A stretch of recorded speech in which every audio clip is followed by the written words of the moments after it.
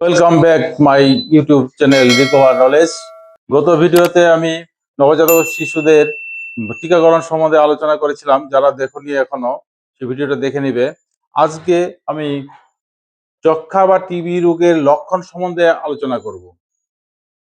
যেমন যক্ষ্মা রোগেই হয় যাদের, তাদের এই লক্ষণগুলি দেখা যায়। বিশেষ করে কাশি 7 দিন বা তার বেশি থাকতে পারে, জ্বর হবেই, বিশেষ করে জ্বর আসবে সন্ধ্যায় এবং মধ্যরাত্রিতে তার শরীর ঘামবে, খেতে ইচ্ছা করবে না।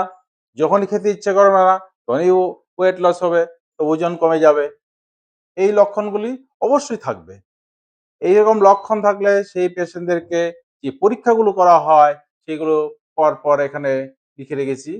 দেখো, প্রথম হচ্ছে স্পুটাম টেস্ট, অর্থাৎ কফ পরীক্ষা করতে হয়। সেখানে যদি রেজাল্ট নেগেটিভ আসে তখন আমাদেরকে সেটা করতে হয় এক্স রে। এক্স রে যদি নেগেটিভ রেজাল্ট আসে, তারপর একটি টেস্ট আছে, সেটা বলে সাই টেস্ট। সাই টেস্টে যদি নেগেটিভ আসে, সেই পেশেন্টকে 6 মাস ফলো আপ করতে হয়, অর্থাৎ তাদেরকে লক্ষ্য রাখতে হয় কেমন আছে।